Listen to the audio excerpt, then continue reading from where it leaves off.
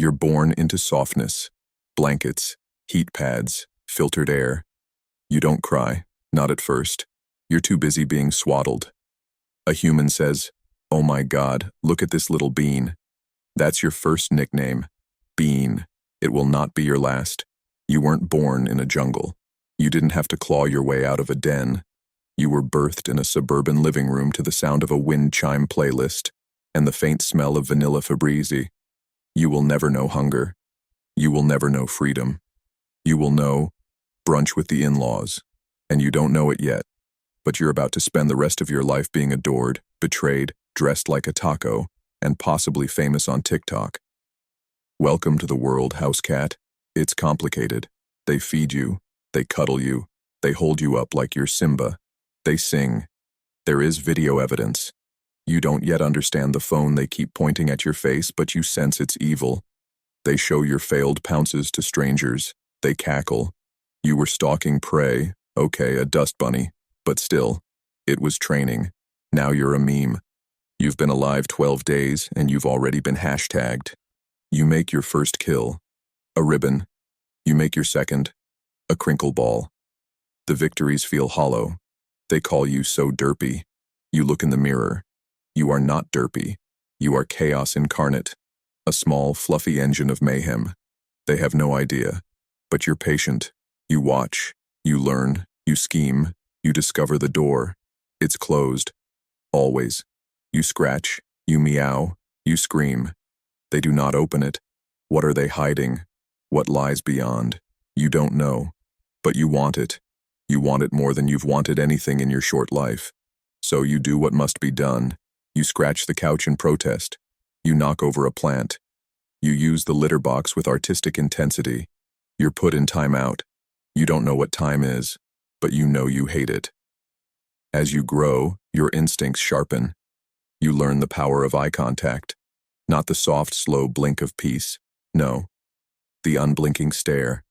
The one you use from across the room when they're eating something you weren't offered. The stare that says, "I know what you did. I saw you open the tuna can and pretend it wasn't for me." You learn that screaming at 4:53 a.m. gets results. Not immediately, of course.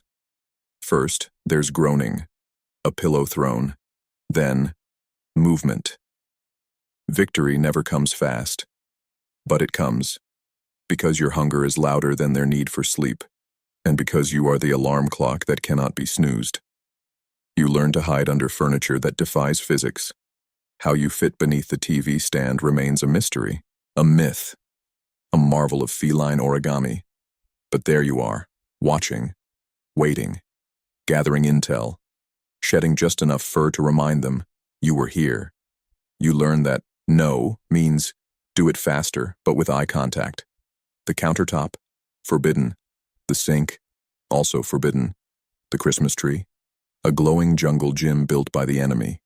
They say no, and you say yes with your entire body. You ascend, you swat, you conquer, you master stealth. Not just the tiptoe across tile, but full-scale tactical infiltration. You appear in rooms you were never seen entering. You move between shadows like an idea. You are the floor lurker, the toe hunter, the ghost between couch cushions. You are the phantom of the nightstand. The thing that watches while they shower. And then the vacuum returns. It doesn't just reappear. It arrives like an omen. The closet creaks. The wheels clatter. The growl builds. You freeze, ears back, pupils wide. This is no ordinary skirmish. This is war. But this time, you don't run. You crouch. You hiss. You channel your ancestors, the lions, the panthers, the bathroom rug ambushers. You stand your ground for 12 seconds. Then you run anyway, because you're not stupid. But one day, you will defeat it, and that day will be glorious. You write it into your book of enemies. Page 1, the vacuum. Page 2, the red dot. Page 3, Chad, the UPS guy. One day you are tricked. They hold out a treat. Innocent, tempting. You approach, cautious. You sniff, you bite. The door slams. The box. The one from your nightmares. You're in the carrier. They call it a trip. You howl the entire way. They smile. They sing. Who's going to the vet? You are, against your will. The place is cold. It smells like bleach and betrayal. A dog pants 2 feet away. You flatten yourself against the carrier walls, radiating hate through the mesh. You are poked, prodded, weighed. They say you're a bit fluffy. You consider homicide. You return home and sulk for 27 hours. Nothing tastes right. Everything smells like rubber gloves. You knock something off a shelf. You feel better. You grow. You evolve. You develop a nap schedule so precise it could run a bullet train. You claim territories. The windowsill. The laundry basket. The forbidden corner of the bed. You battle the dog. You lose. You regroup. The next day, you sit on its head. Victory is slow but certain. They bring home new furniture. You smell it. You mark it. It is yours now. They yell. They scrub. They light candles. You mark it again. They will never win. You begin to feel your power. You know which cabinet has the treats. You know how to open the pantry. You figured out the child lock. You stare down the baby gate like a seasoned general. You could clear it, but today you choose patience. One day the lap appears, warm, software, inviting. You circle, you settle, you purr. Then they shift, they stand. You are betrayed at a molecular level. They say, "Sorry, baby," like words mean anything anymore. You loaf somewhere unreachable, top of the fridge, the towel cupboard, the back of the closet they forgot you found. Let them miss you. Let them feel your absence. You will return, but only when it is strategically inconvenient. Seasons pass. The sun shifts. The birds change songs. The humans buy new throw pillows. But you remain. You begin to understand your purpose. It is not to chase, not to please, not to entertain. It is to rule. You are not a pet. You are an overseer, an entity.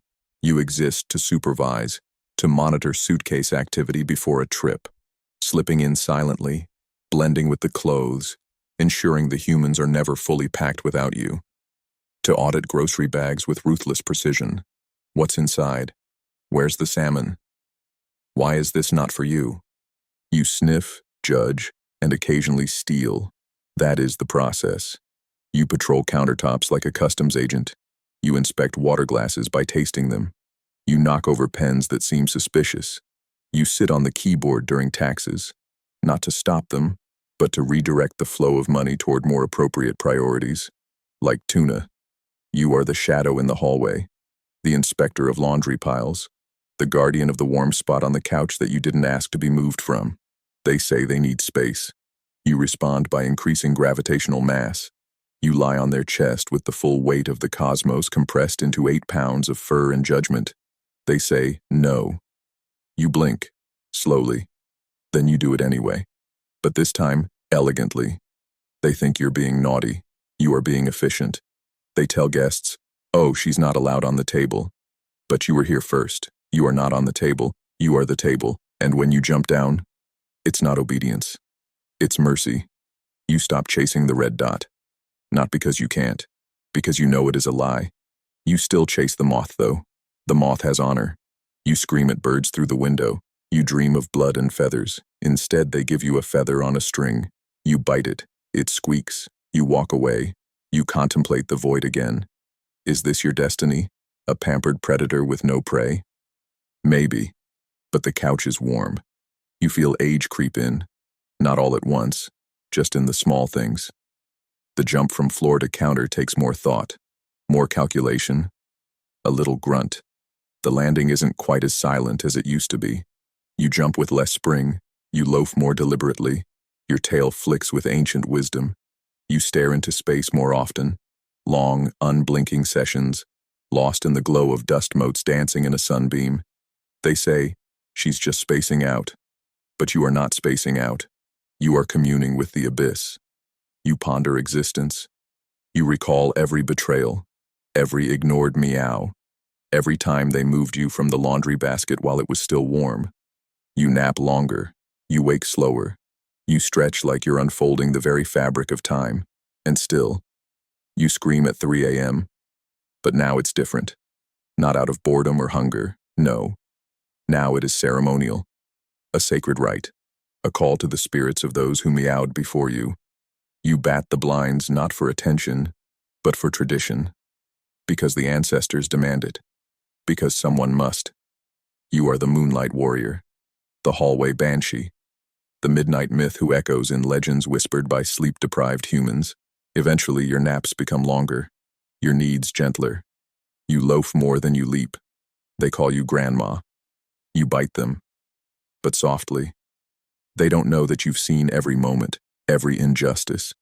You remember the first betrayal, the box, the vet, the vacuum. You remember being called derpy. You carry the scars. And yet, you curl up.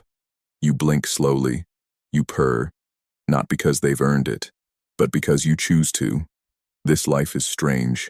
You are adored but mocked, respected but denied door access, worshipped but weighed. You have never caught a bird. You have never hunted prey. You have eaten the same pellets for 9 years. And yet, you have owned them. Every chair, every room, every moment of peace they thought they had. You are not wild. You are something more dangerous. You are domestic. You are entitled. You are inevitable. And while it may suck sometimes, this is your kingdom, and you are its queen. Tell us in the comments, what injustice has your human committed this week? The Panther is watching.